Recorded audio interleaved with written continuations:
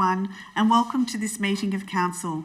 Mr CEO, would you please read the statement of recording? Thank you, Madam Mayor. Please note, everyone, that this meeting is being streamed live on the internet and recorded, and the recording can also be viewed on Council's website. All care is taken to maintain privacy. However, visitors need to be reminded that whilst in the public gallery, your presence may be recorded.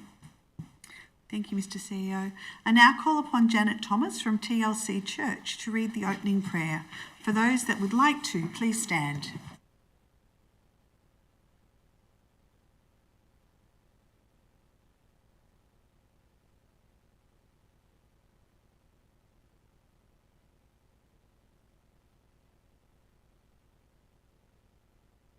In the presence of God, God of love, we thank you for this city, for all who live here and those who serve its people through leadership. On behalf of the Christian churches in Maroondah, I offer this blessing to the councillors and all who carry the weight and privilege of leadership in this city, those who are entrusted with decisions that shape our shared life together.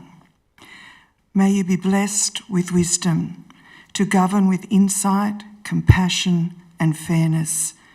May your decisions reflect justice and promote the good of all. May you be blessed with strength and peace in your public responsibilities and lives. May you find rest and renewal amidst the demands of your roles. May you be blessed in your work with clarity in planning, excellence in service, and grace in stewarding resources for the good of this community.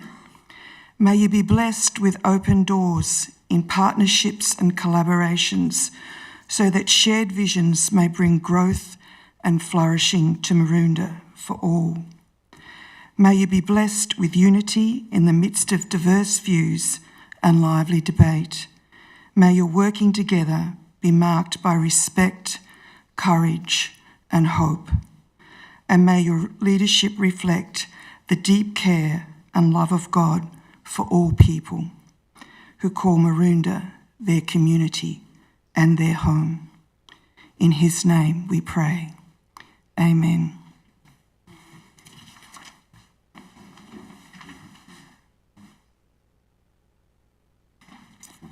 Thank you.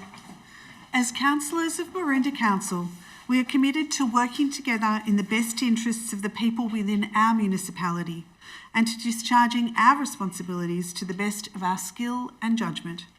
Our commitment to working together constructively will enable us to achieve its vision and mission in a manner that is consistent with our values.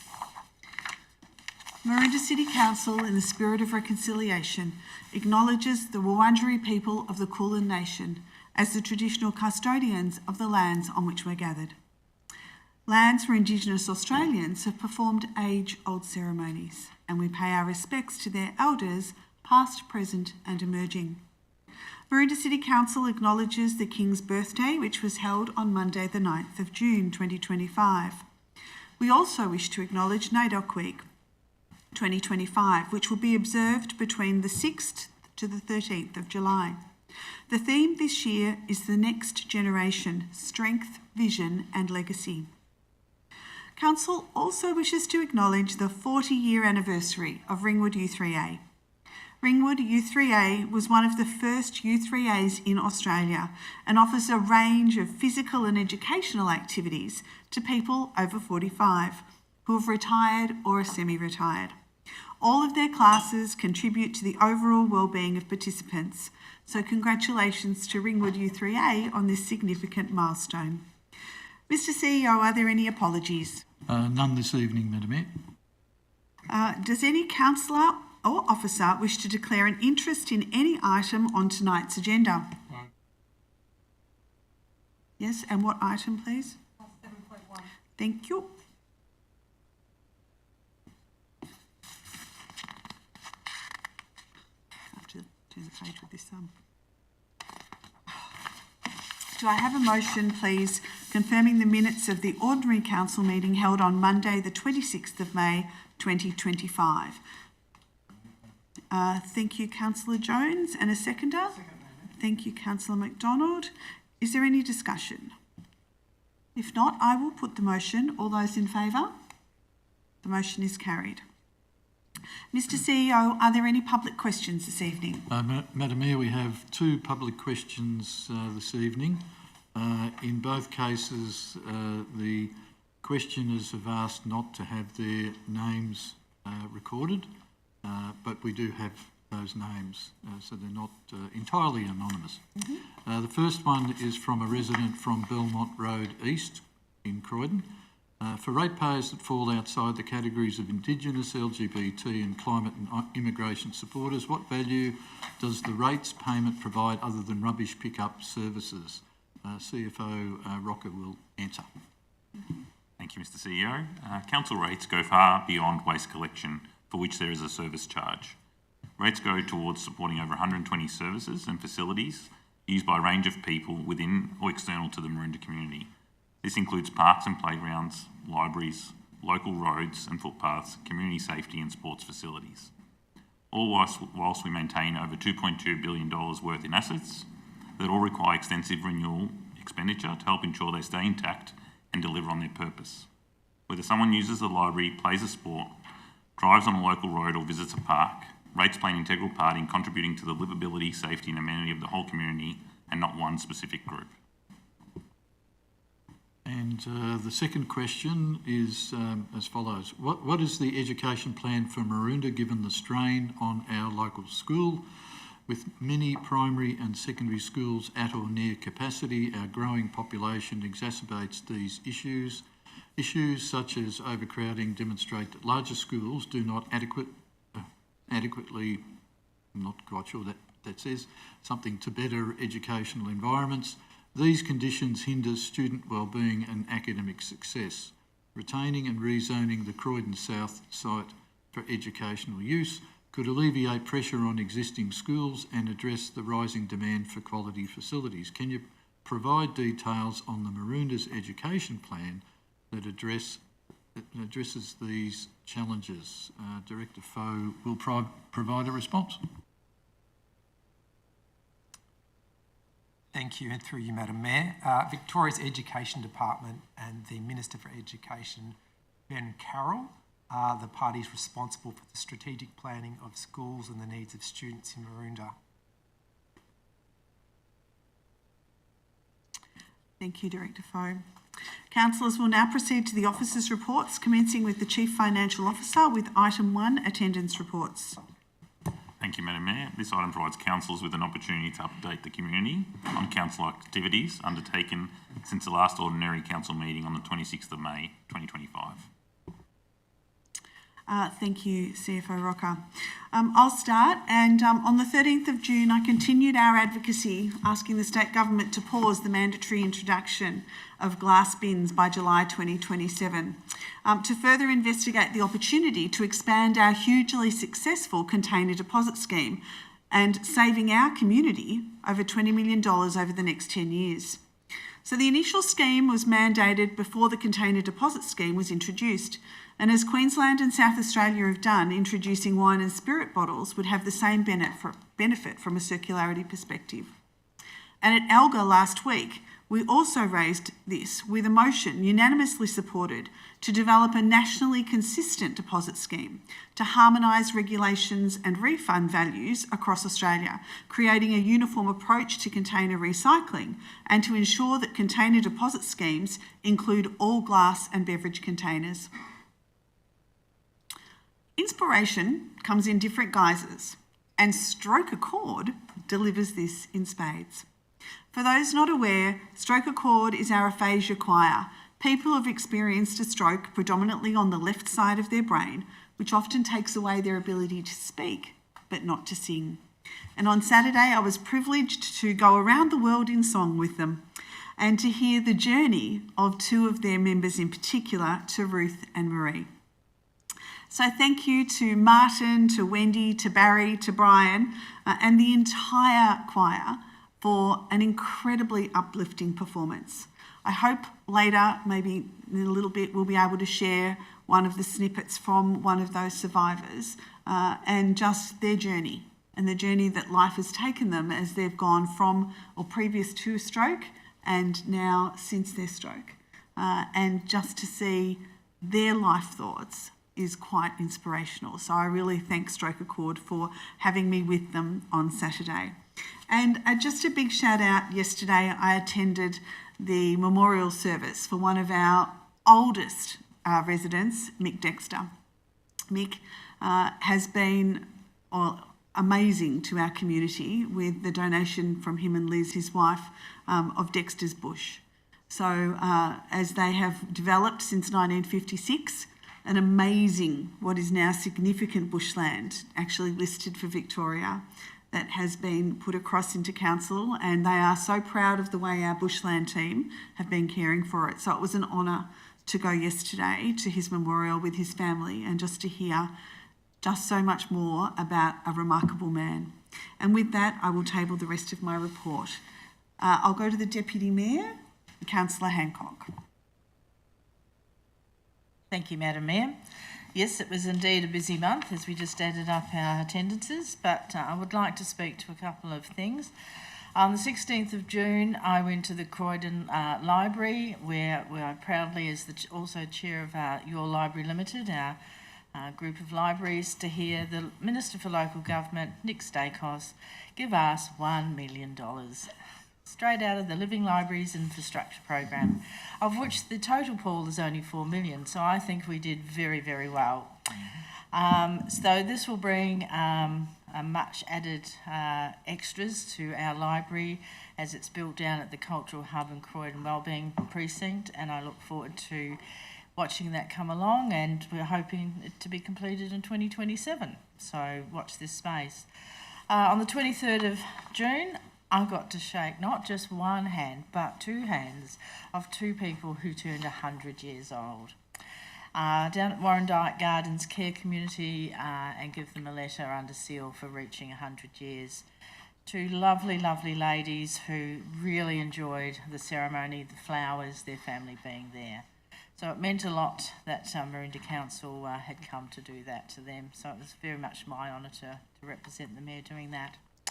And on Sunday, 29th of June, Ringwood Spiders Family Friends Day. Maroondah Council have supported spiders for 36 years, and it's something even before I was on council I was very much involved with the spiders and have watched a number of young men grow and play in that game. It was a great day for football. It was crisp, a little bit of rain, not too cold, and the spiders won both black and red spiders won their games, and looking forward to getting to the finals. So watch this space. So a great day, a lot of support was there, and I was there with my fellow councillor Claire Rex. So thank you, and I'll table the rest of my report, Madam Mayor. Thank you, Councillor Hancock, Deputy Mayor. Councillor Rob Steen, Urunga Ward. Thank you, Madam Mayor, and thank you for the opportunity to go first for a change. I'll table the majority of my report, but I just want to touch on a couple of things. On the 14th of June, I attended with the Deputy Mayor to Carolika, where the Mountain District Musical Society showcased their production of Mary Poppins. For anyone who's had an opportunity to see the Mountain District Musical Society perform at Carolika, you'll see that they are, whilst they're amateur by status, they are certainly professional in the way they go about putting a production together. And it's not the first time I've witnessed their productions at Carolika, so it was a fantastic night. It was a full house, if you ever get an opportunity in the future to go to Carolika to see the Mountain District Musical Society, I can guarantee you it will be a fantastic event. On the 20th of June, I had the pleasure of attending the grand opening of the new balcony deck at the Urunga Community Centre down on Croydon Hills Drive. We're fortunate enough that we've got a very good committee that is involving my fellow councillor Chris Jones, who's also on the committee down there, and well managed by Samantha Blackwell. And it was about 4 years ago that she approached me and said, we think we've got an idea about putting a balcony on the side of Urunga, and ultimately sold me a case of how it would benefit the community. And I suppose this is a case in point how a councillor actually interacts with their community when a community or a resident comes up to us with an idea, and we can actually listen to it and actually advocate for funding for it. I know in the last couple of years we sought some funding from federal and state colleagues. Unfortunately, that wasn't successful, so we managed to put it in the Capital Works program. And I thank Director Todoroff and his crew for coordinating the construction of it. If you get a chance to go down to Urunga, and you'll be able to do that very shortly because it'll open up as a cafe as well, so you'll be able to go and sit on the deck and overlook the lake that's there.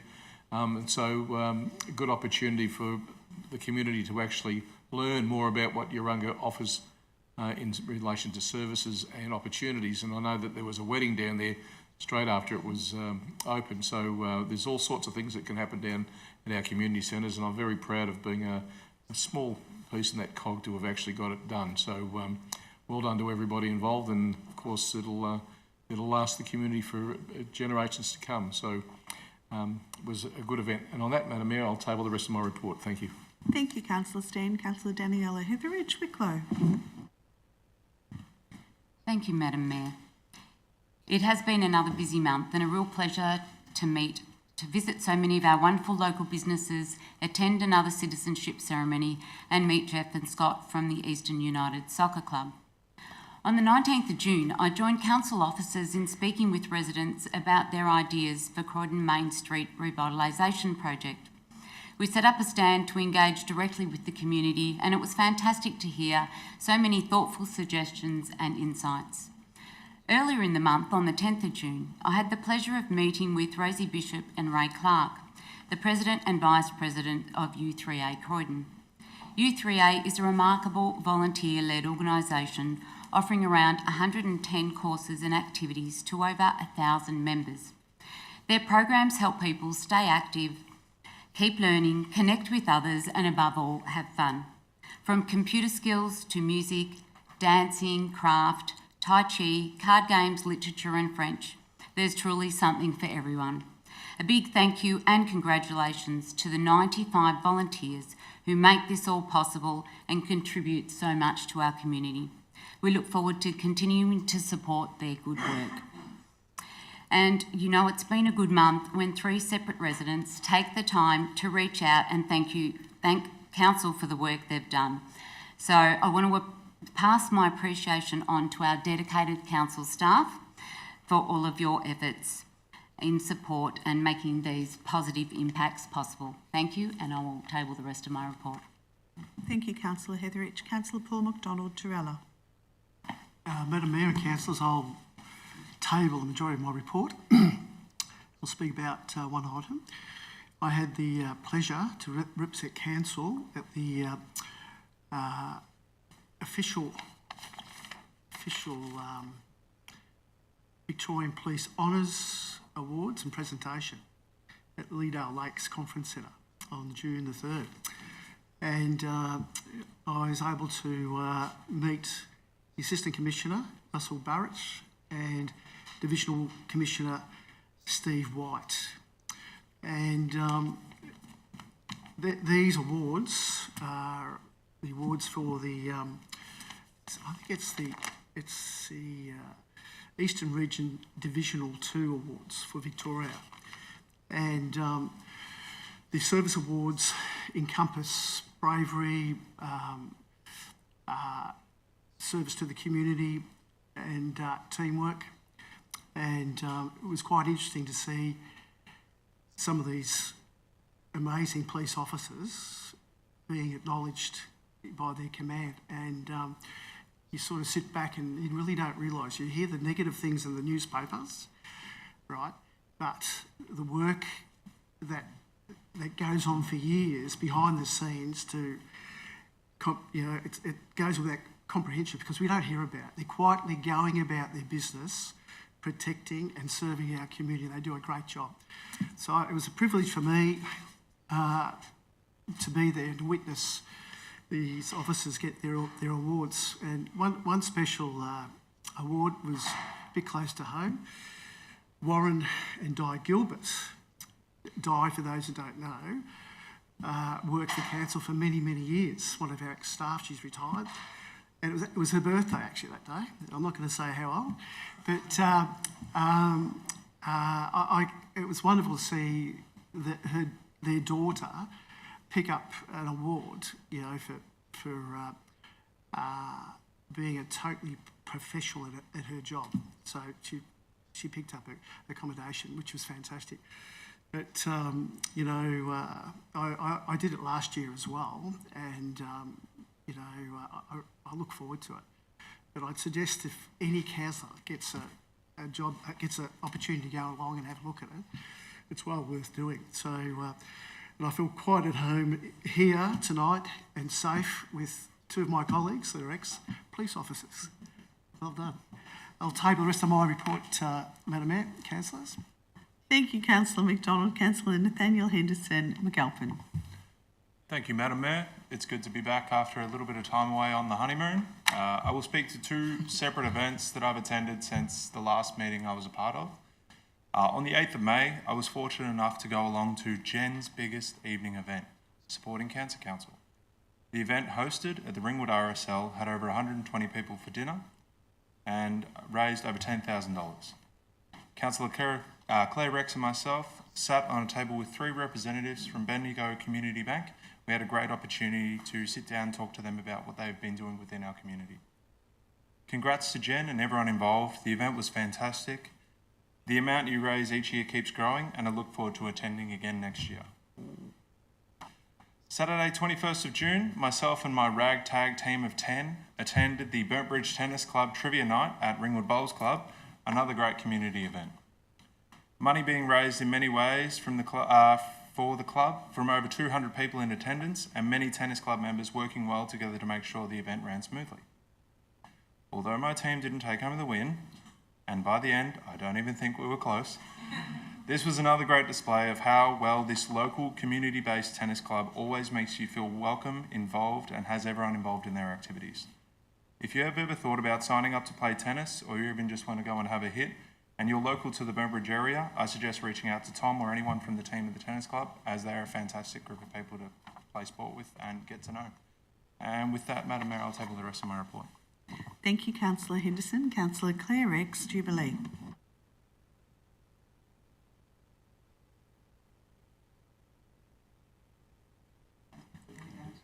Okay, there we go. Thank you. Since our last council meeting, I had the absolute pleasure of spending time with Barbara and John of the Ringwood Croquet Club. They've raised a thoughtful concern that despite their long history, they remain difficult to find on the map. Their entrance is tucked behind a car park, and they're eager to change that. I wholeheartedly support their efforts to increase their visibility, both physically and in our community awareness. Together with the Ringwood Historical Society, I learned about the truly inspiring figure from the club, Elsie Benair. Elsie began playing croquet in Ringwood in 1933, a complete beginner, and within 6 months became the club champion. Her rise was meteoric in the annals of croquet over the next 30 years, and she gained reputation at a state level, represented Australia with distinction, and won countless medals.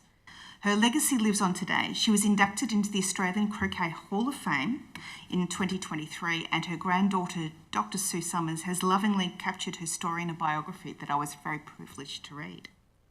In a community hungry for sporting heroes, Elsie exemplifies excellence. Her story is a reminder that greatness can begin in the most modest and unexpected of places. Croquet may not always get much of spotlight, but it's strategic, cerebral, and is likened to a mixture of billiards and chess, and it deserves to be its place amongst our celebrated community activities. I encourage more people to give it a go and see what they can do. I look forward to spending more time with the club and continuing find ways to honour the legacy of legendary champions like Elsie Benair. This month I also joined my first Eastern FM broadcast, and thank you to Russ and the team for going easy on me.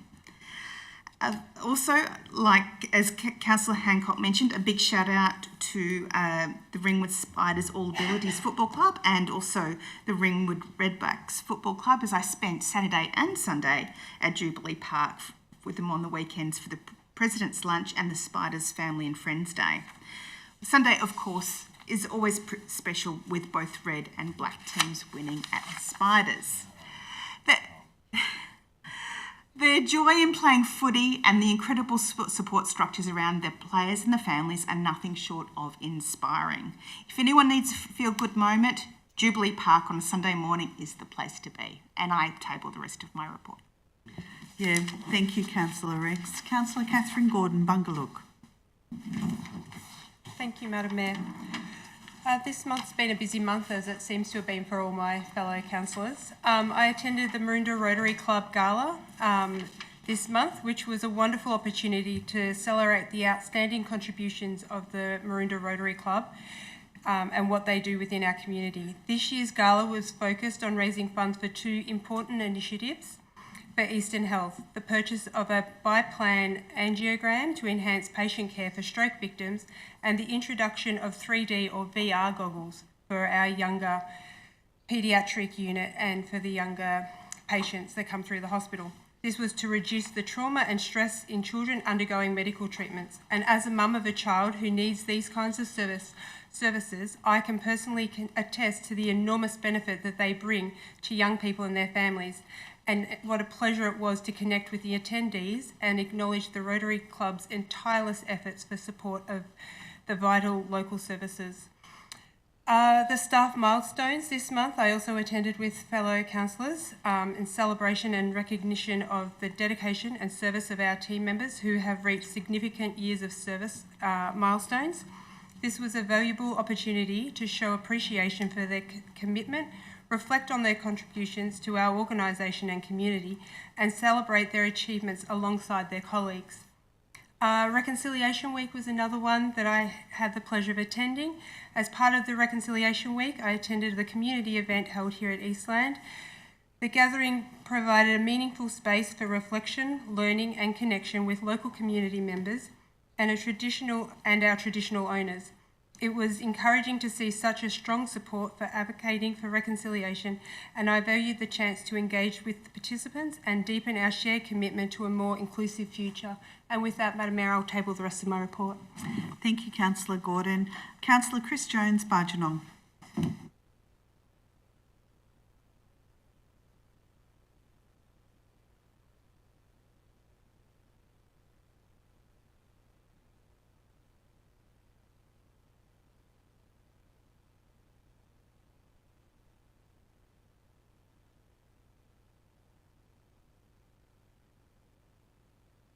I'll just use Linda's one. So I'll keep it brief. There are two items that I'll speak to. First of all, on the 31st of May, I had the privilege to attend a Cancer Council biggest morning tea event hosted by the Maroondah Indian community, a vibrant and generous event that brought people together through home-cooked food, traditional treats and heartfelt storytelling. The event was not only a wonderful celebration of culture, but also a powerful show of support for the critical work of the Cancer Council. We heard emotional stories from cancer survivors, reminding us of the ongoing impact cancer has on so many families. The morning commenced with a moving rendition of I Am Australian, reflecting on the unity and compassion that defines our community. What stood out most was how this event, like so many across Maroondah, demonstrates the deep commitment from a diverse range of local groups to supporting vital causes. It's inspiring to see so many community groups come together in such meaningful ways to contribute.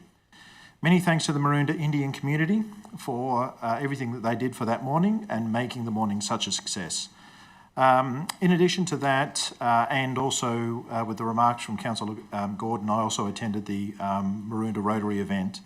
And in addition to those remarks, we also heard some stories from David Plunkett, the CEO of Eastern Health, Dr. Philip Choi, who's a stroke neurologist, and most impressively from Emma Rose Parsons, who's a psychologist and passionate fundraiser, and also Michael Marr, who's a stroke survivor, who shared his lived experience having going through stroke and the services that are provided there.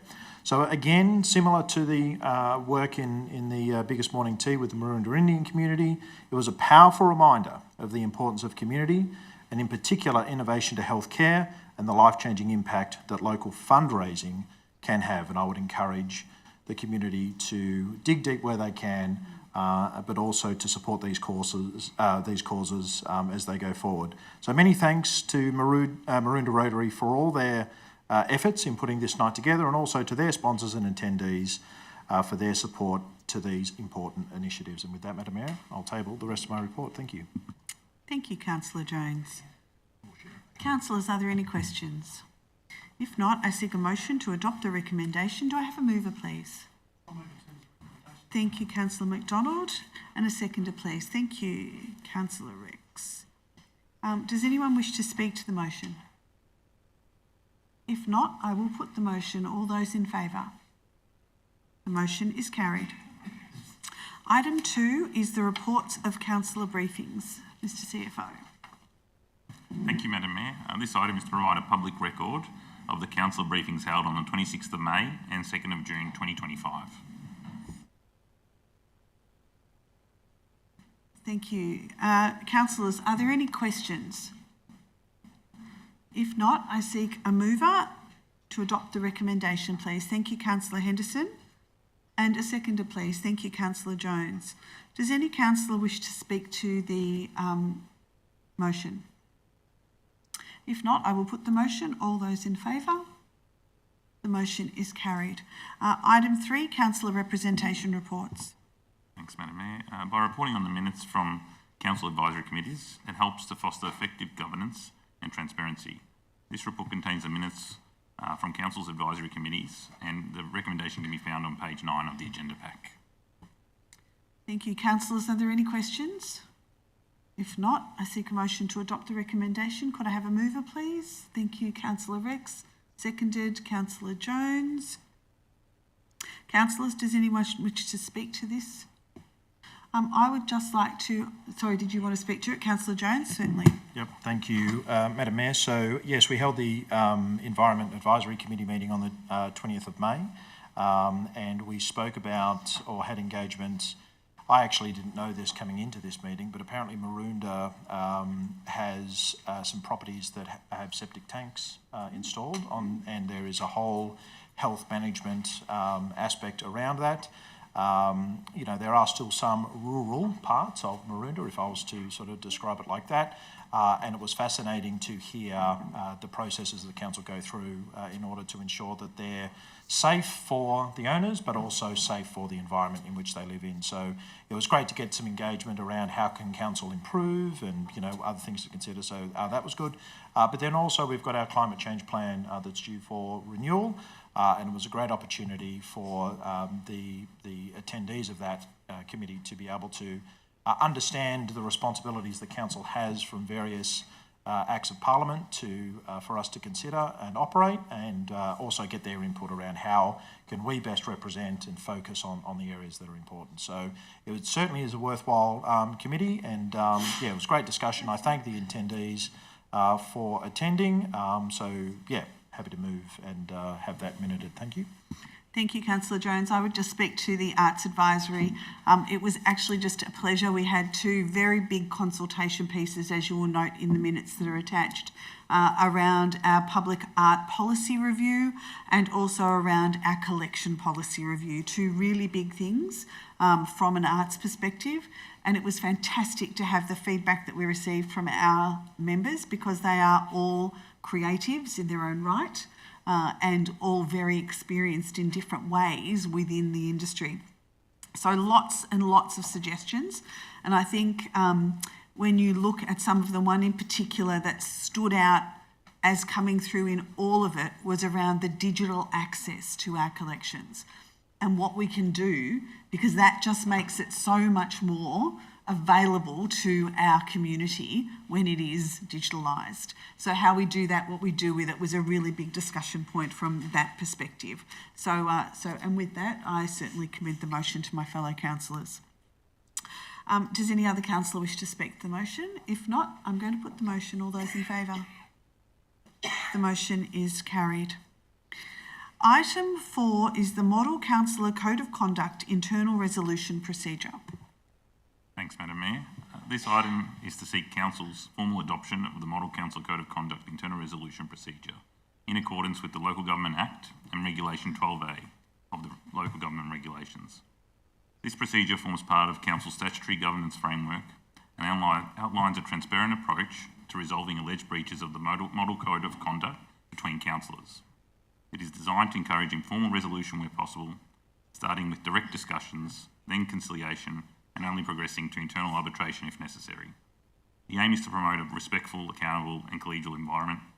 Adoption of this procedure is a legislative requirement by 1st of July this year. As part of this adoption, Council will be asked to adopt the consideration of a 6-month review of the procedure following adoption to ensure the process is operating as intended and to make any refinements if necessary. The recommendation can be found on page 12 of the agenda pack. Thank you, CFO Rocker. Councillors, are there any questions? If not, I seek a mover to adopt the recommendation, please. Councillor Gordon, and a seconder, please. Thank you, Councillor McDonald. Does any councillor wish to speak to the motion? Yes, Councillor Steen. Thank you, Madam Mayor. I've been fortunate enough to be on this council for 16 years and I'm aware of 2 situations over those 16 years where we've actually had to involve an internal resolution procedure. Fortunately, none of which has occurred during this council term, which goes to show at Maroondah we run a pretty tight ship and we make our decisions based on respect, not just for our fellow councillors, but for also the officers that execute our vision. So whilst this is a legislated requirement of us, I feel quite confident, Madam Mayor, that it'll be a piece of paper, a document that we'll never have to worry about because not what we're about here at Maroondah. And I commend the motion, Madam Mayor. Thank you. Thank you, Councillor Steen. I'm just going, don't jinx us here. Does any councillor wish to speak to the motion? Anyone else? If not, I will put the motion. All those in favour? Thank you. The motion is carried. Item 5 is the Council Plan 2025 to 2029, the Financial Plan 2025-2026 to 2034-2035, the Revenue and Rating Plan 2025-26 to 2028-29, and the 2025-26 Annual Budget. Mr CFO. Thanks, Madam Mayor. Together, these documents form the backbone of Council's integrated planning and reporting framework and collectively articulate how we deliver on the community aspirations outlined in Maroondah 2050, our Future Together community vision. This work is a result of extensive community engagement, including over 9,800 contributions from residents, stakeholders and advisory groups. Key points of note are outcomes of a balanced budget with an integral underlying surplus result, of which a fair component is restricted in nature, a strong capital works program of 46 million, continued investment in community infrastructure services and facilities, and a 3% average rate increase aligned with the ministerial cap. Each document meets Council's obligations under the Local Government Act 2020 and together ensure Council is well positioned to address future challenges while remaining fiscally responsible. The recommendation for the adoption of the 4 key strategic documents can be found on pages 32 to 34 of the agenda pack. Thank you, Mr CFO. Councillors, are there any questions? Councillor Steen, Councillor Henderson, Councillor Gordon. Councillor Steen.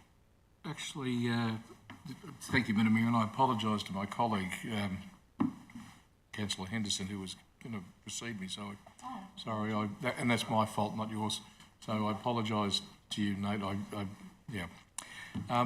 Of the 79 councils in Victoria, where does Maroondah sit in the scheme of rates that we collect from our ratepayers compared to the others? Thanks, Councillor Steen, and through you, Madam Mayor. Historically, Maroondah is ranked as the 5th lowest rating council across the 79 councils in terms of average rates per assessment. And within our region, that also applies. Just a follow-up question, Madam Mayor, if I may. What's the rate cap in relation to dollars in relation to the proposed budget? Thanks, Councillor Steen, and through you, Madam Mayor. In terms of what the increase is with the rate cap, it results in about a close to $2.7 million increase in rates, but at a per assessment level, it works out to about, on average, $50 to $52 per assessment. Thank you, Mr CFO. Councillor Henderson. Thank you, Madam Mayor. My questions are to help raise awareness for different issues that I myself wasn't fully aware of when I first started with council. CFO, I'll hit you with 3 and then I'll let you answer. For the benefit of the community, can you please define what cost shifting is, an example, and what impact it has on the council finances? Question 2, what is the cost to Maroondah Council and therefore its residents on an annual basis because of this cost shifting? And 3, why is it recommended the council adopt the rate increase as per the rate cap, even though, as per the financial plan, council is predicted to achieve a $10 million surplus year 25-26? Thanks, Councillor Anderson, and through you, Madam Mayor. Cost shifting, as we've defined it, is the transfer of responsibility for funding or delivery of services from higher levels of government, such as state or federal, to local councils, without those higher levels of government providing adequate funding to match the new responsibilities. The impact on council finances is close to $10 million in 24-25 and soaring over $10 million in the 25-26 budget. As an example, there are a number of examples that I could list out, but libraries, maternal child health and school crossing supervisors are just some. All important services, but also all examples of the cost shifting burden being placed on council.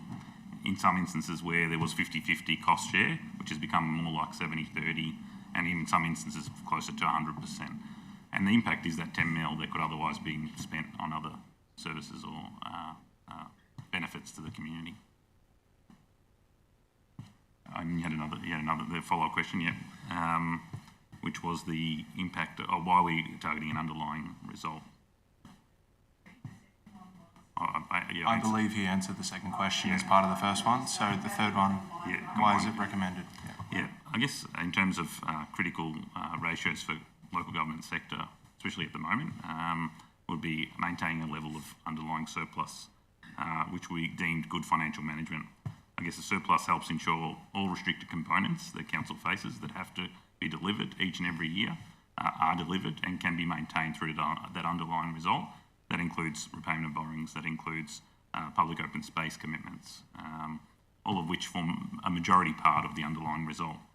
It also allows for reinvestment back into the community, helps mitigate future costs to council when things become, as we've observed, more expensive over time, well above CPI. It allows us, or helps to allow, absorbing those unexpected costs, like storms or inflationary spikes, without the immediate need to resort to rate increases above the cap, as we have seen in other councils, I guess. And it provides us with that level of stability and flexibility that is not for the short term, but sees through the life of the long-term financial plan. Thank you, Mr CFO. Councillor Gordon. Thank you, Madam Mayor. What is the biggest financial risk to the financial plan and the overall strategic documents? Thanks, Councillor Gordon, and through you, Madam Mayor. I guess, like all the financial plan's a 10-year sort of vision or view, and there's assumptions that are embedded in that financial plan.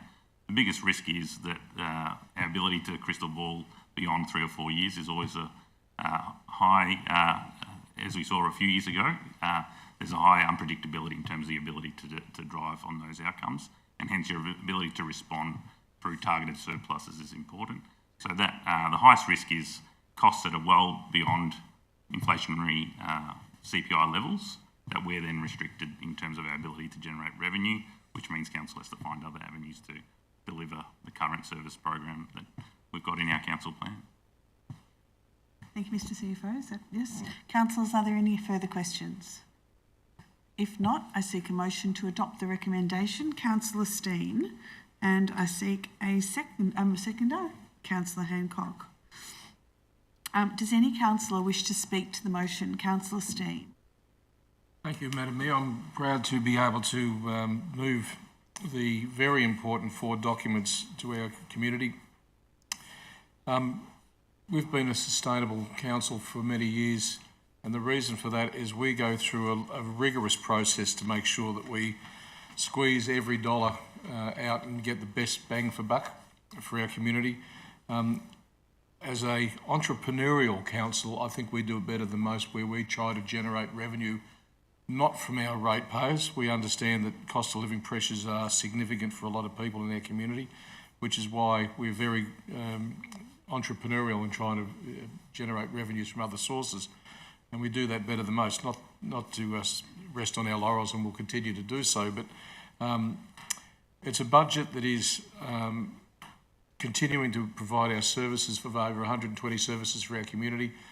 It would be a very simple thing to say, oh, look, we can cut some services, but our community expects us to be a leader when it comes to being able to offer services. And yes, we've heard already that there is a cost-shifting part that we are not legislated against, but we have to work against from the state government, unfortunately. Libraries is a case in point, which started as a 50-50 split, now is significantly slanted towards us having to carry the burden. And I know this year that the state government has again failed to index an increase in their contribution to libraries this year, which is disappointing, and of course just goes to show that we have to step up.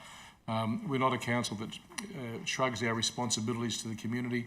We make sure that we continue to maintain our services, which is just vital for our community. And I just want to touch on one thing where you think, people often talk about roads, rates and rubbish, and as we heard in Canberra over the last week, Madam Mayor, roads, rates and rubbish is almost an insult to councils, because we do offer over 120 services to our community.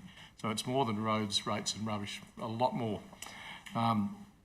The thing I probably want to touch on is our NDIS coordinator, and you go, well, NDIS, it's a federal responsibility, and that is actually right.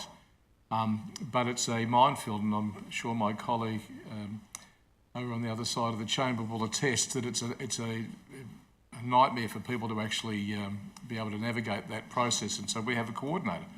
Is it a council role? No, but it's such a vital service to our community. It's one that we're quite happy to make sure we incorporate in our budget, and so we can continue that. So congratulations to the staff that have put this budget together. I know it's a big piece of work for the 4 documents together, and I'm sure our community will be the beneficiaries of that hard work over the next number of years. And I commend the motion to my fellow councillors, Ben and me. Thank you. Thank you, Councillor Steen. Would anyone else like to speak to the motion? Or the seconder, Councillor Hancock, or would you like to reserve your right? I'll reserve my right. Councillor McDonald? Councillor, yes? Thank you, Madam Mayor.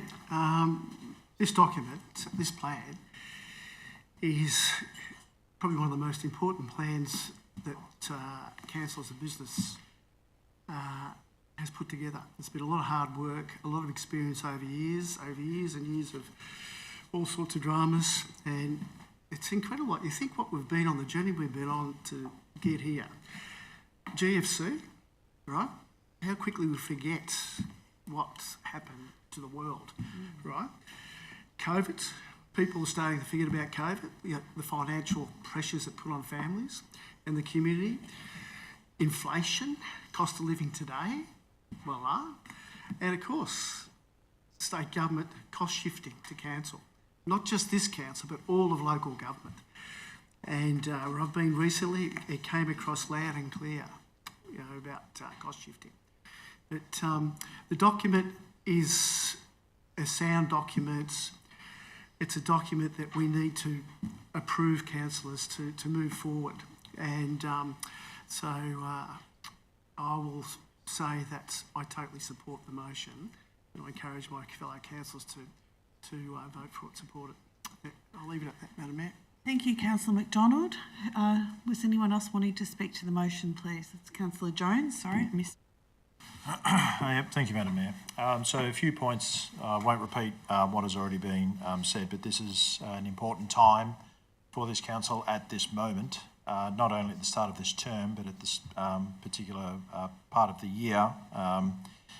The council plan in particular is a very important document. Yes, it's legislated and, you've got to do it because that's what the government tell you, but I've always worked by the adage, if you don't have a plan, you plan to fail. And the officers will know this, other councillors know this, some council staff will know this, and I hope the community also understand that I'm a very big proponent of metrics and data and making sure that you're able to measure yourself so you can see the direction that you're going. Are you sticking to it? Are you getting there as fast as you should be? In this council plan, I'm very proud to report that we are now separating out some of our metrics And how we're doing that is by aligning with our greater vision, which we adopted in the last meeting, around what our community wants out of not only this council, but the community that they live in. So that's the aspirational aspect of it, right? Things like, I want to live in a safe community, I want to be happy and healthy, and all of those sort of, important things, but sometimes are hard to quantify, right? So there are things the council is directly responsible for, there are things the council is indirectly responsible for and can contribute to those outcomes. And I've campaigned strongly, and I'm very proud that it's now in this council report to have council performance indicators that are in there that actually go and highlight now, different things that council can do in order to map to aspirational outcomes, which then ultimately go up into the rest of the community vision. But they're data points that we can measure at a very predictable interval, right? So whether it be monthly, quarterly, twice yearly, but no greater than yearly, because, there's no point having a metric saying, we'll report on it every 3 years.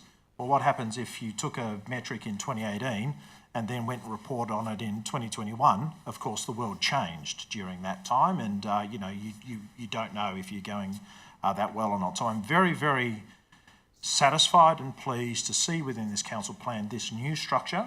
Hopefully it sets a new direction forward, and as such, linking in with the budget that has already been mentioned, the only thing that I'll mention is that like an additional $49 per property from the 5th lowest rating council. Consider how Maroondah already punches above its weight in so many areas. It is vitally important that we adopt this motion as recommended by the officers, and I commend this motion to all councillors. Thank you, Madam Mayor. Thank you, Councillor Jones. Does any other councillor wish to speak to the motion? Does anyone else or not? Yeah, sorry, apologies, Danny, Councillor Hetheridge. Are you reserving your right, you said? On to the end. Yes. Oh, okay. Yep. Sorry, you said That's you're fine. reserving your right, Yeah, so yeah. I assumed that. Sorry. Councillor Hetheridge. Thank you, Madam Mayor.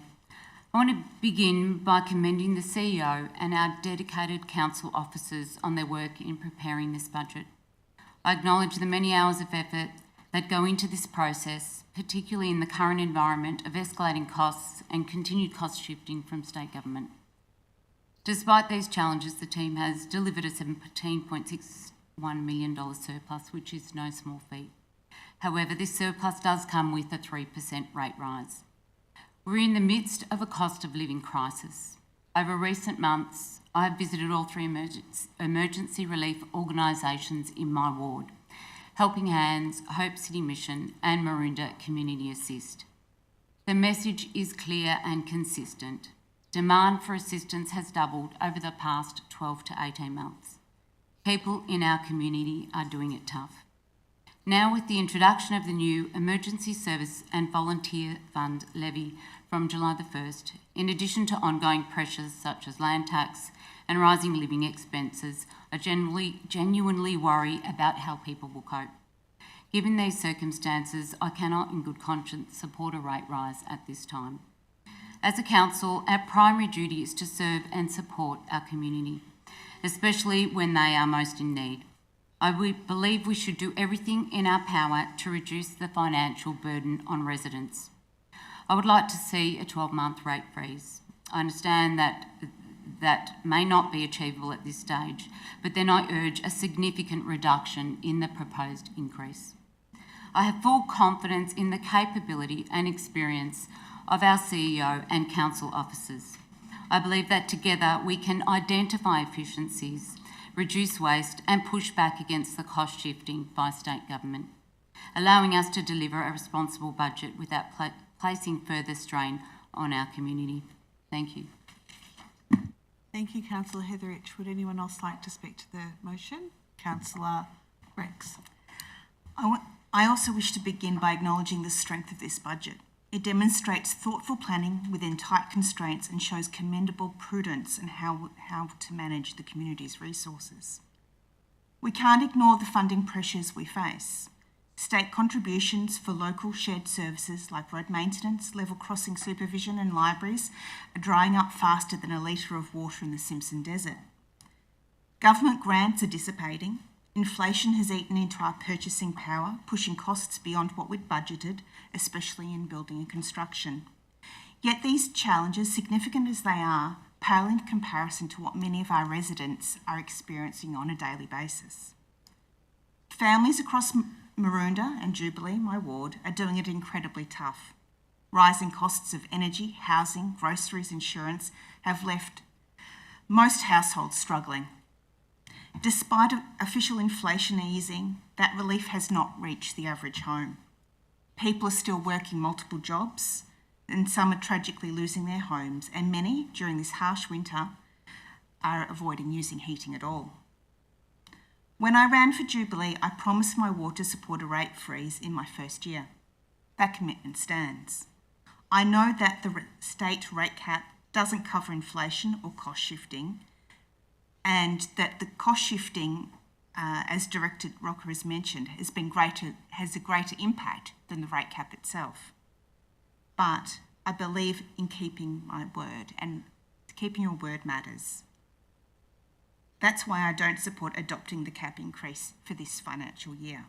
And I do support pushing back against cost shifting in the most vocal of terms possible. I'll continue to advocate for fiscal restraint, value for money, and prioritising what we need over we'd like in a state facing overwhelming debt. We must lead by example, living within our means, and stretching every dollar we receive from our ratepayers and cutting where sensible. It's not exciting, but it's necessary. And to those in our community who are doing it tough, we see you, we hear you, and I'm proud that this council continues to offer hardship support. Thank you. Thank you, Councillor Rex. Would any other councillor like to speak? No, Councillor Hancock, you've reserved your right. Thank you, Madam Mayor. The budget and the associated plans are high-level strategic documents, one of the highest. It is a critical planning and resource tool of Council and is vital to the ongoing operational and financial viability of Council. It sets out the expected income and expenditure for the next 4 years and incorporates Council's rates and charges, as well as estimating the net worth of the municipality at the end of each year. It is the accumulation of a detailed preparation by our staff and management, including substantial consultation with councillors. I want to thank the CEO, directors and their teams that provided us with the brick of 800 pages for us all to go through line by line and look through, to approach them, ask questions, get answers, keep going back when you didn't understand something. Still a bit unsure of how the rate ratio goes, but I'm getting there, Councillor, CFO. So this helped me, and I'm sure some other councillors, make their informed decision. This annual budget will allow Council to continue to support our community through the delivery of more than 120 services, and many of these are low cost for our community and some of our programs, which, while also protecting Maroondah's $2.2 billion community assets that we need for our community to go to, our libraries, our physical pools, our open spaces, and delivering a range of projects through the $46 million Capital Works program. As they've said, if we freeze rates this year, it will cost Council $2 million in revenue and a cumulative impact of $30 million over a 10-year long-term financial strategy. But we don't know what's going to happen. We've heard in the past, but we don't know what's going to happen in the future. So to have this is good for our council to be financially fiscal. And as we've heard, it will cost approximately $50 on average per household in a rate increase. It is a balanced, sustainable and responsible budget that will ensure a strong future for our community. This budget is not an isolated plan. It is part of the broader strategic framework that includes the council plan, asset plan and financial plan. The initiatives are designed to address the key directions and outcomes outlined in our Maroondah Council Plan 2025 to 2029, from enhancing local infrastructure and supporting the community services. These initiatives are directly aligned and work together to guide our efforts towards achieving the long-term community vision outlined in Maroondah 2040 and now 2050. In preparing this budget, Council has carefully considered the rising costs of living facing our community and continually looks for ways we can source funding from other than from our rates income. 30 seconds? Yes. Yep. Thank you. Councillor Jones, Councillor Rex for an extension. Thank you. And I just want to reiterate that Maroondah is the 5th lowest rateable council of 79 councils in Victoria. And I urge all councillors to support its adoption for the benefit of our community. This budget is not just a financial document. It reflects our collective vision for a vibrant, sustainable and inclusive community. Thank you. Thank you, Councillor Hancock. Right, a reply, please, Madam Mayor. Yes, Councillor Steen. Thank you, Madam Mayor. I should say, so that people understand, as the mover of the motion, a right of reply. That's okay. We were first aware of what was going to happen with this budget in December of last year when we had a very high level overview of what was going to happen. We had a long 48 hours back in March in relation to the direction of this budget was going to set. Personally, I had one person who reached out to me in relation to the proposed budget, a member of the public. No other councillor had raised any issue with me in respect to where we could cut costs or cut services if that was what the community wanted or the council wanted. The Deputy Mayor made mention of the long-term strategy of $30 million over a significant period of time, and a few of us at this table were on council when COVID hit, and this council was able to survive the impact of the financial atom bomb that affected the whole community as it was. And it was only because this council had been very strategic and very cautious with the way they spent money that we were able to be in a position that we could actually absorb those extra costs. And for those of you who won't know, that council never got JobKeeper and JobSeeker allowances. So those staff we had to continue to employ and we had to continue to pay them, notwithstanding that the facilities necessarily were closed, so there was no revenue being generated. So we had to do that. I take my fellow councillors' point that it is a tough economic situation for our residents. There is cost of living pressures, we know that. But it always seems to be council that gets told you've got to try to make money saving. No one stands up and says to the SEC or the other electricity providers, cut your costs or don't increase your rates, they go up. We have cost shifting. I made mention before about the fact that our library funding from the state government was not indexed again this year. Costs have gone up, but the state government says, no, we're not going to pay any more money. So, of course, what do? We absorb that. We absorb a lot of costs, and the surplus that's mentioned by the CFO is not just a nice hunk of money that we can do what we like with. Just about all of it is restricted assets, which means we don't have much discretion in what we do with it. So I take my councillor's contrary point of view, but it is important that we keep this council sustainable, and this is the way forward. So thank you, Madam Mayor. I encourage my councillors to support the motions. Thank you, Councillor Steen. I am going to put the motion. I will make one comment and just say, as Councillor Hancock said, it's much more than roads, someone else said, sorry, not Councillor Hancock, roads, rates and rubbish. Thank you, yes. It's about people, places and partnerships, because that's what this council plan is all about. The people of our community, the places that we have within our community and the partnerships that we use within and work with within our community. That's what this is all about for me. All right, I'm going to put the motion. All those in favour? Those against? The motion is carried. All division, Madam Mayor. Thank you, Councillor Steen. Those in favour, please raise your hands. Councillor Henderson, Councillor McDonald, Councillor Steen, Councillor Spears. What does division mean? A division means that this is recorded as not just carried. For who voted? Did he miss the memo? He did. Yep, it's in the governance rules. Raise your hand if you're voting for, please. You're not voting for now? Councillor McDonald, Councillor Steen, Councillor Spears, Councillor Hancock, Councillor Jones, Councillor Gordon. Those against? Councillor Rex and Councillor Heatherich. Please note Councillor Henderson as abstention, which is an against. All right. Hang on, can we just clarify Councillor Henderson? Councillor Henderson, what is your... You're voting for? For? No. You're voting for, you're not voting, you're not abstaining. No. You're voting for. Can we please add Councillor Henderson to the for?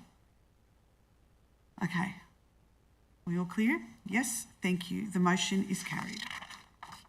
Item 6 is the Eastern Regional Group of Councils, ERG, and the Regional Shared Service Provisions.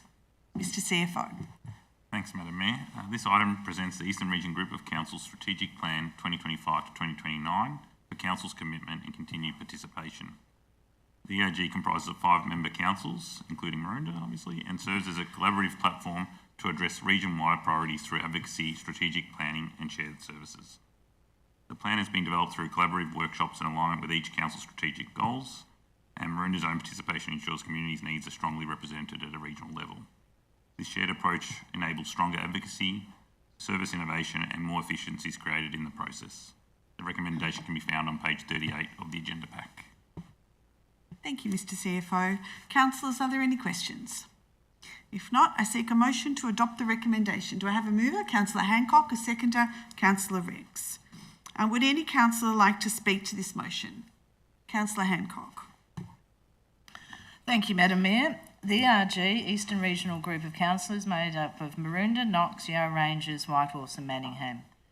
These councils collaborate and partner on shared platforms through advocacy, integrated planning, shared service and joint procurement to benefit the communities of the region. We've just heard our budget, and this is another way that we are trying to reduce our costs. ERG's focus is on activities that benefit all of these councils, reduce duplication and avoid competing interests. We aim to achieve a more enabling operating environment, improve community infrastructure and livability, and more efficient and effective councils. These priorities respond directly to the challenges ERG councils face relating to financial sustainability, housing and population growth, and other external pressures. Thank you, Madam Mayor. Thank you, Councillor Hancock. Would any other councillor like to speak to the motion? Can you turn your microphone off, please? I will just add to that. I'm sorry, Councillor Rex, apologies. That's all right. Thank you, Madam Mayor. I'd just quickly like to say that, yes, I think this is a fantastic endeavour, that the potential for reduced costs and a more agile services are a fantastic thing, and I think that this is an endeavour that is well and truly worth our while and efforts. Thank you. Thank you, Councillor Rex. I really agree. I think what you've seen already across our region is that we've got some of those partnerships and the impact that they're already having. So, for example, our libraries. Now, while we might have 5 within our group, we may not have all of us every time. And in this instance, it's 3 of the councils that in Knox, Yarra Ranges and Maroondah who actually collaborate to provide our library services. It's no, accident that we have the lowest operating cost per capita for libraries. It's because of the collaborations that we've got and the partnerships we have. And that's, ERG is going to continue that and grow that over the next. So I really, really do commend to my fellow councillors just the strategic plan that it is and the shared services provisional document that we've got within. And with that, I'm going to put the motion. All those in favour? The motion is carried. Okay. Now moving on, to the Director of Assets and Leisure. Item 1, the capital funding for community groups 2025-2026. Thank you, Madam Mayor. The purpose of this report is to seek approval of the proposed projects as part of the capital funding for community groups funding program for 25-26. There are 2 funding categories which are as follows. Category 1 for projects up to 7,000 GST exclusive, which are fully funded by Council, and Category 2 for projects over 7,000 GST exclusive. Sorry, Mr Director, we have a conflict of interest on this item. Can I ask that councillor to remove themselves? Thank you. Apologies. Isn't it 7.1? It's on there. Isn't this 7.1? No. Oh, it's Andrew's it's on ones, the the next next screen, one. it's Sorry. Okay. Apologies, Councillor Gordon.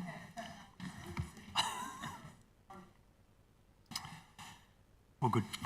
Category 2, for projects over 7,000, where a council contribution of 50% of the total project cost applies to a maximum amount of 75,000 for the council contribution. The application process involved 2 stages, with stage 1 consisting of initial project proposal and stage 2 consisting of a detailed project submission and full written application. 19 community groups requested a total of 286,800 GST exclusive in funding assistance, from which 13 projects are recommended to receive funding. The full list of projects is shown in the attachment 1 of the council report.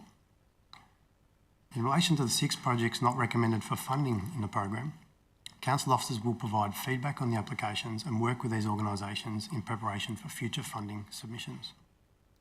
Madam Mayor, the recommendation to approve the proposed allocations is listed on page 41 of the meeting agenda pack.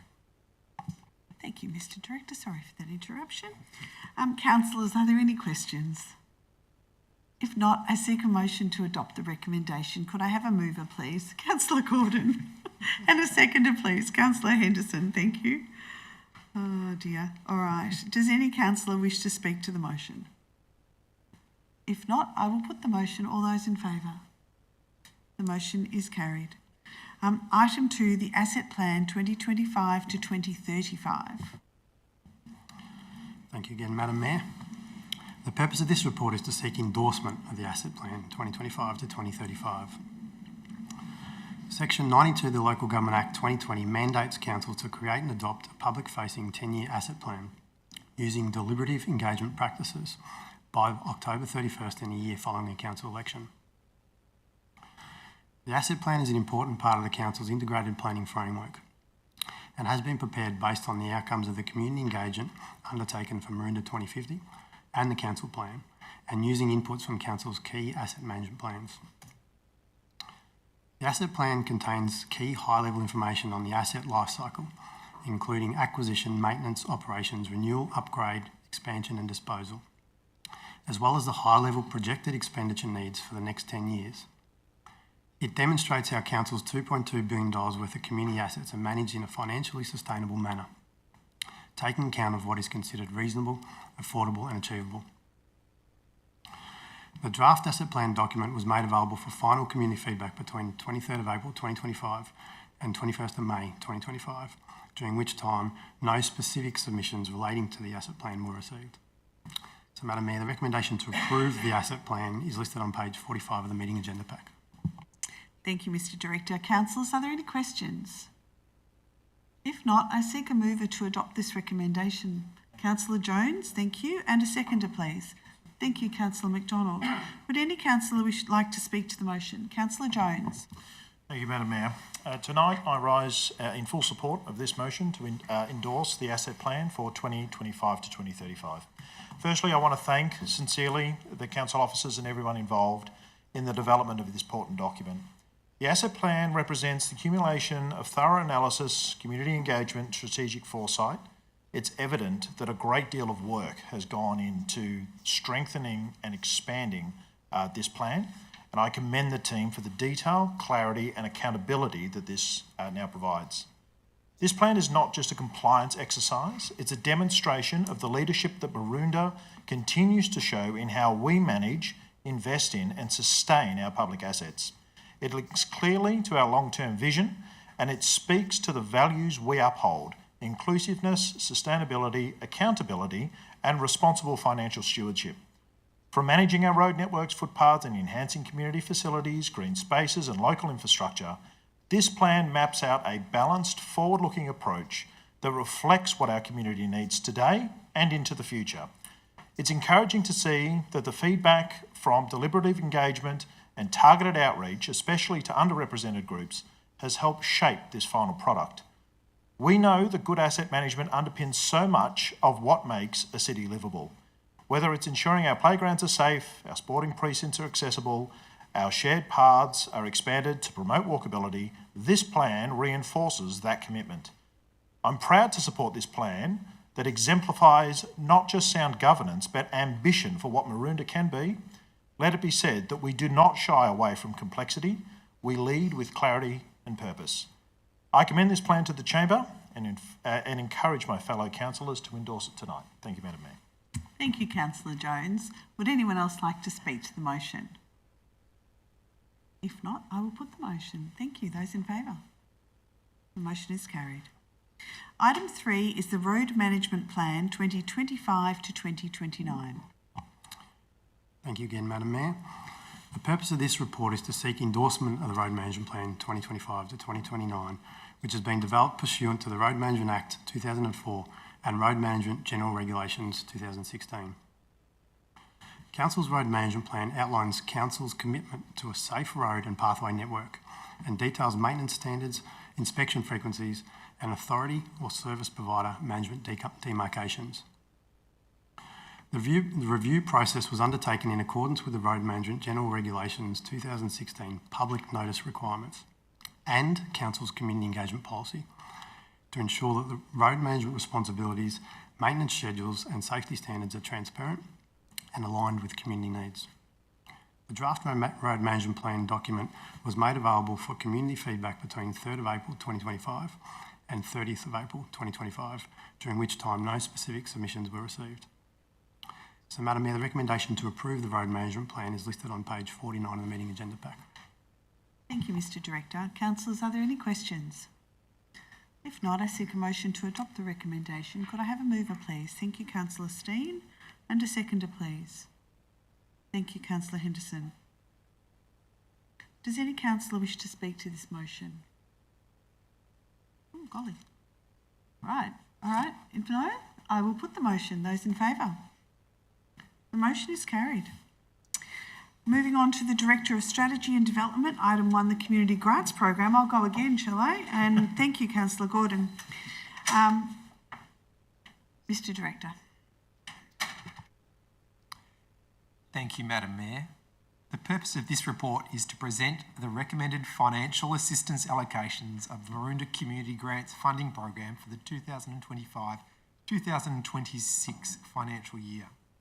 Councillors, as you would be aware, the annual Maroondah Community Grants Funding Program offers 3 vital financial assistance programs for members of our community. These grants are for incorporated not-for-profit groups to provide important community development and community relief for our community. The first of these 3 schemes is the Community Development Grants, which offers assistance of up to $5,000 to groups who run programs, projects and events in Maroondah that build community wellbeing and increase community participation.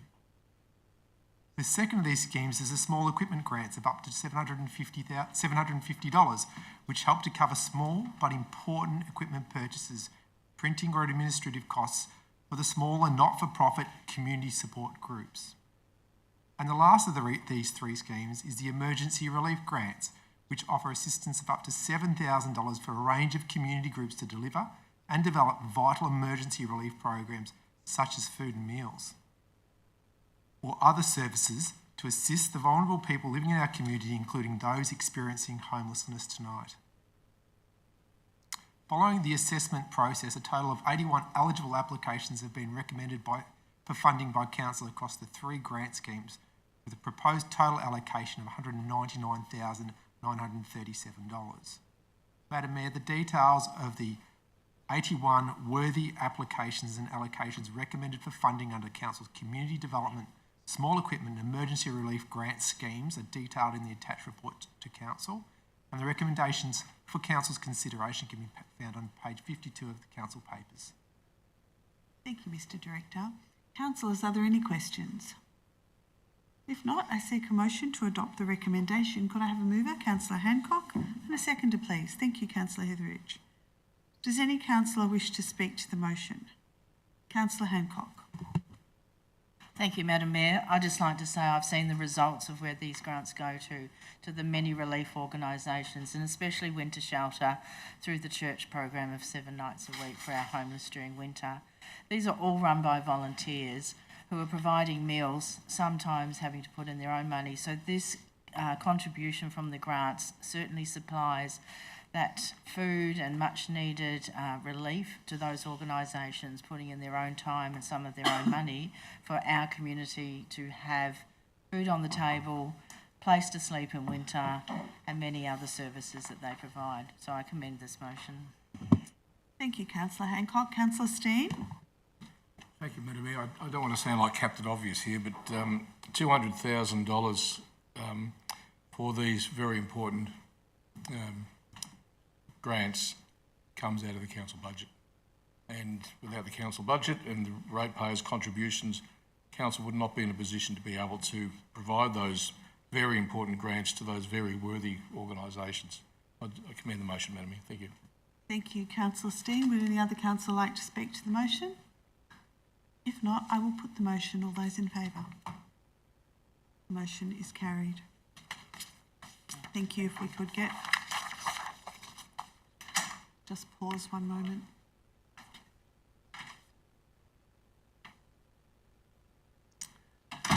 Thank you. Now moving on to the Director of People and Places. Item 1, the Arts and Cultural Grants Program 2025-26. Terrific, thank you, Madam Mayor. This program is a long-standing program with Council, and it provides an opportunity for financial assistance to nominated artists, community and cultural organisations for the upcoming year. It really provides a great opportunity to community build, provides a lot of community benefit, community support, lots of participation, artists and arts group involvement and innovation, especially after the COVID period that we've all had to endure. It's a real great opportunity for artists to actually use these funds to be paid and also to provide the benefit for the community. Not a lot of money, it's $26,728, and the respective agencies and artists who were successful and listed in the report, and as has been said for a number of the other grant programs, those that haven't been successful, the staff will work with those groups to get them over the line next time, perhaps. Thank you, Madam Mayor. Thank you, Madam Director. Councillors, are there any questions? If not, I seek a motion to adopt the recommendation. Do I have a mover? Councillor Gordon, and seconder Councillor Jones. Does any councillor wish to speak to the motion? If not, I'm going to put the motion. All those in favour? The motion is carried. Mr CEO, are there any documents for sealing? Yes, Madam Mayor, we actually have two items. They refer to proposed letters under seal. Pardon me. Item 1 is a proposed letter under seal recognising the 50-year anniversary of North Ringwood Community House. And item 2 is a proposal that we also recognise local recipients of the 2025 King's Birthday Honours. There are two individuals who are in that category, and the proposal is that there be letters under seal recognising that as well. And that's those two items. Firstly, item 1, recommendation is on page 58, and for item 2 on page 59, perhaps you could deal with those individually. Thank you, Mr CFO. Councillors, will deal with item number 1 first. Are there any questions? If not, I seek a motion to adopt the recommendation. Councillor Hancock, seconder Councillor Rex. Would anyone like to speak to this? If not, I'm going to put the motion. All those in favour? Thank you. The motion is carried. And item 2 are the letters under seal for the recognition of the King's Birthdays Honours. Does anyone have any questions? I have a mover, Councillor Steen, and a seconder. Thank you, Councillor Jones. Does anyone wish to speak to the item? If not, I will put the motion. All those in favour? The motion is carried. Mr CEO, are there any motions to review? None this evening, Madam Mayor. Mr CEO, are there any late items? None drawn to my attention. Thank you. Councillors, are there any requests of leave for a leave of absence? No? Right. Just making sure that everyone's nodding at me then. Thank you all so much for watching the live stream of our June council meeting. For those viewing in the council chamber, thank you for your attendance and I hope that you enjoy your evening. I declare the public meeting closed at 8:54. Thank you all.